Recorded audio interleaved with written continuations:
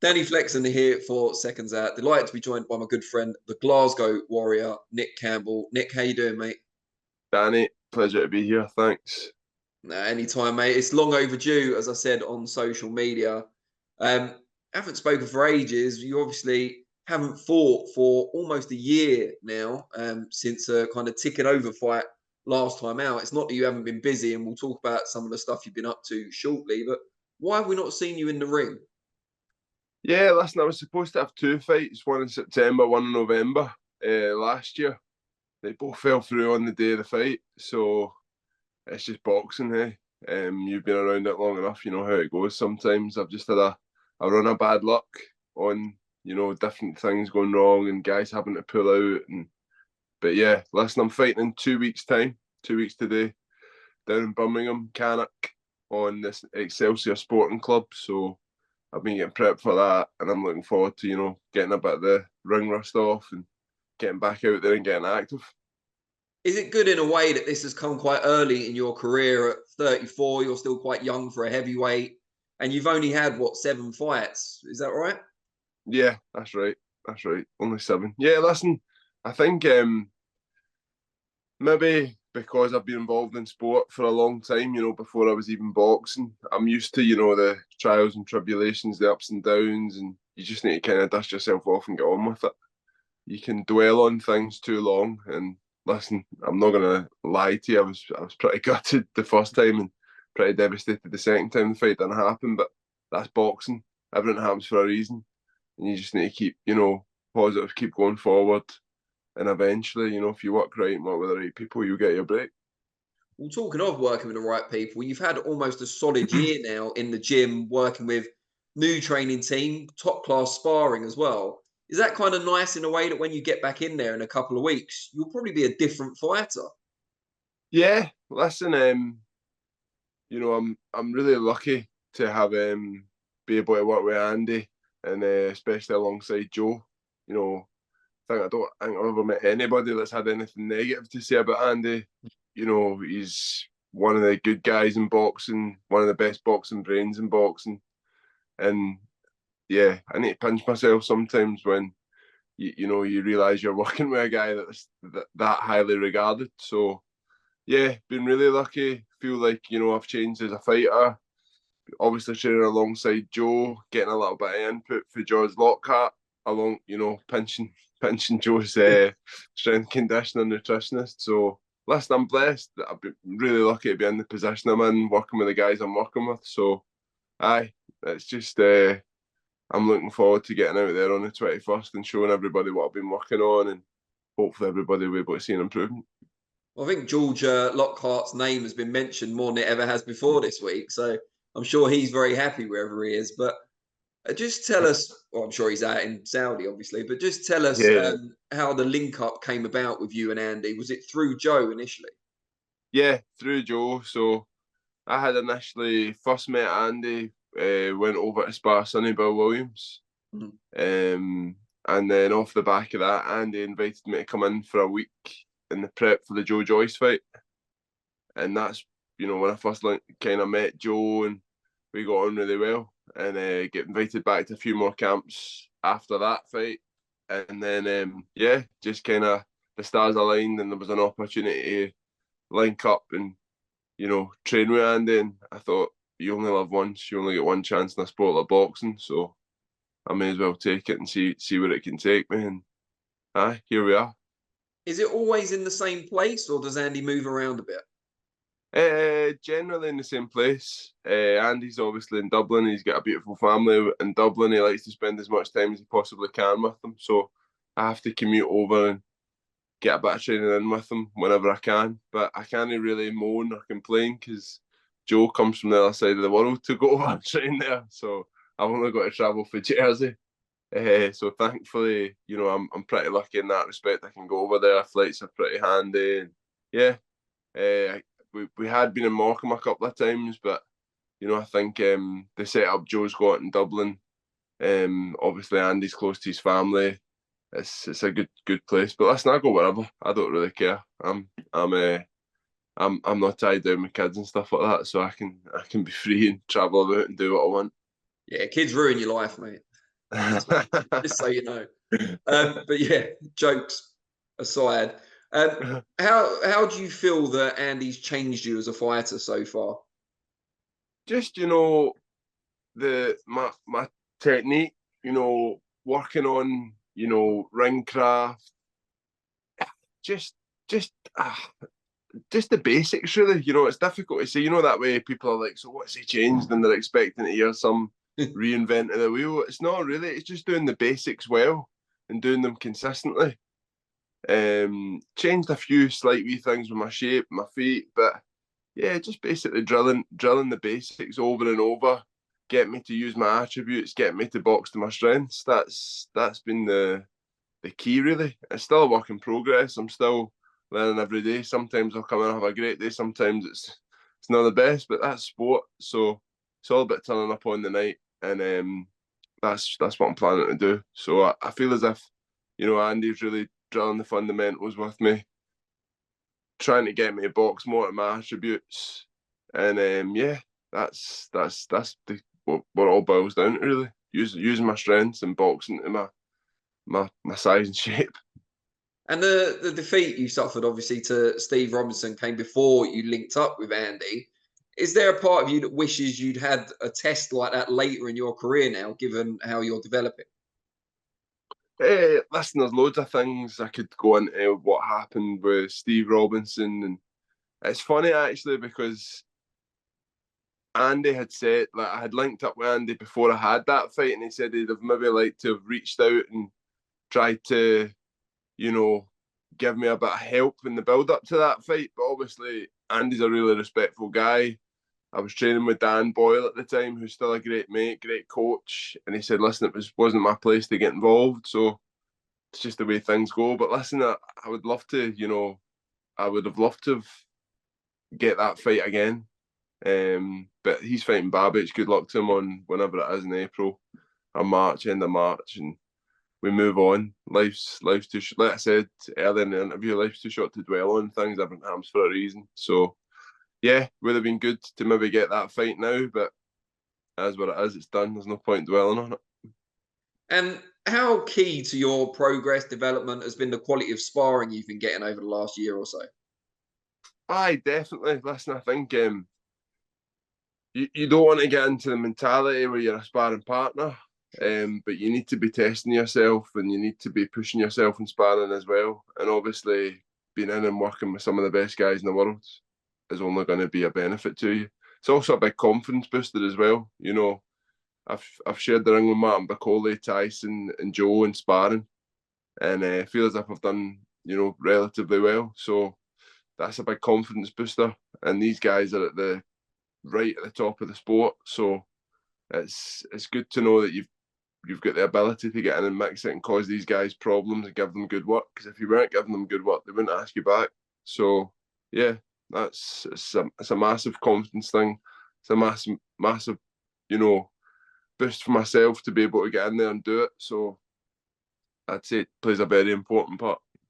And you mentioned Tyson there. You were obviously in camp with him and Joe leading up to the October event where Joe beat Simon Keane. And Tyson Fury struggled unexpectedly for most people with Francis Ngannou. Did you get any inkling in camp that was going to be a tough fight for him? No, listen, I thought Tyson would stop him. I think everybody thought Tyson would stop him. But one thing you've got to say about Francis Ngannou is he's a tough guy, and I think he'll give AJ a load of problems on Friday night. I don't think he'll beat AJ, but I think he'll cause him a lot of problems. Listen, he's an MMA fighter. His story as well. When you look into it, he's an inspiring guy, and you've got to kind of root for him to a certain extent as well. He's come through a lot of adversity, a lot of struggles, and he's got where he is. So fair play to him. But one thing about him is he's a tough man and take a hell of a beating. So I think it'd be a big fight on Friday. And maybe a lot of people underestimated him going into the Tyson fight, Tyson included, which I think he'll admit himself. So, it'll be interesting to see what happens after after Friday night and how it all plays out. Tyson's over there now mixing it up, and there's a lot of, you know, drama and controversy going on, and he said that, she said this, so it's listening to all that to the event, and it gets people to tune in. So I'm a boxing fan as well. I'm looking forward to seeing how it all pans out after it. And you obviously done a huge number of rounds now with Joe as well. He's got his own big fight tomorrow night in Saudi against Zhilei Zhang. Kind of an interesting one, because normally the winner of that fight you'd expect to be right in line for, you know, either a world title shot or an undisputed shot. But it's a 2-fight deal, as is Fury Usyk. I guess everyone's kind of waiting around. What's Joe been like in the build-up, and how do you see that one going? Listen, Joe's just been his usual self. Joe's one of the, you know, best guys in boxing. A good mate of mine. Genuinely, I don't think, like I said, the same way Andy, I've never met anybody that's had anything bad to say about Joe. Everybody loves him wherever he goes. And listen, he's just been working hard. Him and Andy have been, you know, building a game plan, and his prep's went really, really well. Zhang's a tough fight. He's a big, awkward, strong, heavy southpaw. You've seen how destructive he was against Joe Joyce. Yeah. So, listen, it's a tough fight, but the training that Joe's been putting in, the condition he's in, having Andy in his corner, building a game plan, I really give Joe the edge in this fight. And I think the longer it goes, the more likely it is that Joe's going to win. I made a prediction on one of the other channels that I think Joe will stop him between rounds 6 and 10. And I'll probably stick with that. I think Joe can stop him later on. I spoke to him the other days, you know, he feels great. Camps went well. Everything's went well. So, yeah, I'm going to back my man. You know, I'm never going to go against my brother. Do you know what I mean? So I back Joe all the way, and I think he'll get the stoppage later on. And if you weren't fighting in 2 weeks' time, would you be out in Saudi now? Listen, I'd love to be out in Saudi, but like you say, you know, just timings didn't quite match up, and I've got to kind of focus on what I'm doing. But I hope, listen, if, you know, when Joe beats him, the rematch, I'd love to get out and experience. It looks like an unbelievable, you know, place, and what they're doing, not just for boxing, but for all sport. It's fascinating. So I'd love to be out there and experience it and see what it's all about. So fingers crossed after Joe gets the win, I can get over for the next one.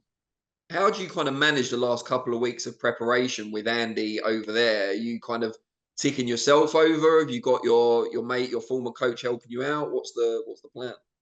So basically, I've been back and forward to Jersey, been sparring up in Scotland at Boxing Scotland. Thankfully, Craig McAvoy's got me in there, got me sparring some of the lads, Mitchell Barton, Conor McDonald, and stuff like that. So just taking over really, just keeping sharp. You know, I'm fit, I'm strong. That's not really the issue. It's just rounds under my belt I need, and thankfully I've been able to get them. So I was up there, done a bit of sparring.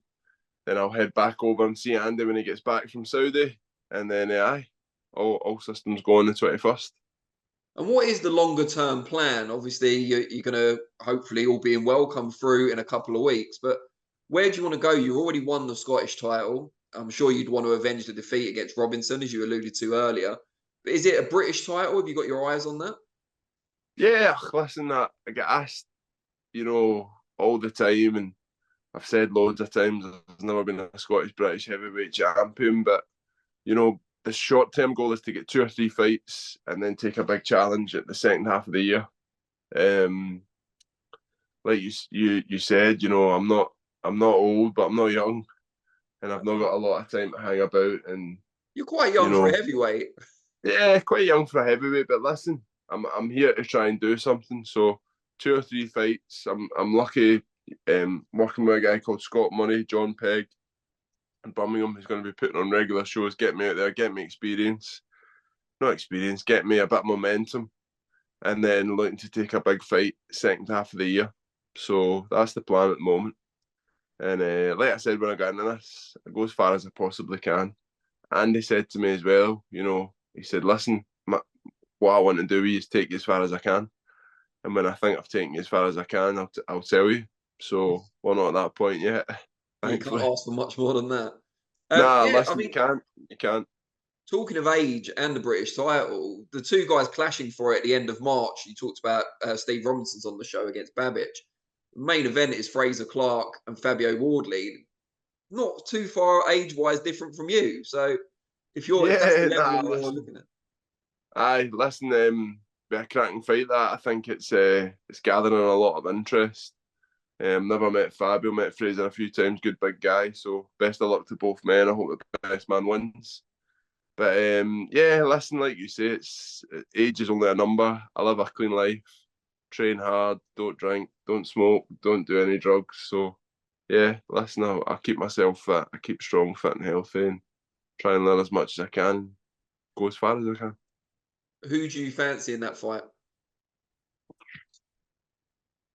Probably edge towards Big Fraser, just given his experience. 10 years on the GB setup, sparred everybody, done everything. Listen, Fabio's done amazingly well, considering when you think his background, he came from a white collar background, 6 or 7 fights. So, yeah, it's a 50-50, but I would edge towards Big Fraser. Do you have some kind of affinity with Fabio in that he has come from a different sort of background, say not the same as yours, but similar, not having that GB kind of traditional background? Yeah, listen, I got a lot of respect for him. He seems like a cracking big fella as well, so that's the way he comes across in all his interviews and different things. And a few people I've spoke to that have been in his company speak very highly of him. So yeah, I definitely probably do have an affinity with him, and it just goes to show you that you don't necessarily need to be from the amateur background with all that experience to get anywhere in professional boxing. It's a different sport. So I think he's probably inspirational to a lot of guys, and like I say, it's towards Fraser, but it's a 50-50 fight, and good luck to both men. I hope the best man wins. Good stuff. Now, just before I let you go, just remind people out there how they can find you on social media so they can get a bit more involved in what's going on with you before the fight in a couple of weeks. Yeah, my handle on everything, any social media platform is Nick A. Cambell 1. My name's Nicholas Angus Campbell, so I had to put an A in there somewhere. So Nick A. Cambell 1. And you'll find me on Instagram, X as it's now called, whatever. TikTok. TikTok, doing the dances and all that. No. Probably not. No. Nick A. Campbell 1. Great stuff. Mate, look forward to seeing you back in the ring. Let's not leave it so long next time. I know that's obviously down to me, so I won't leave it so long next time. And yeah, can't wait to see you back.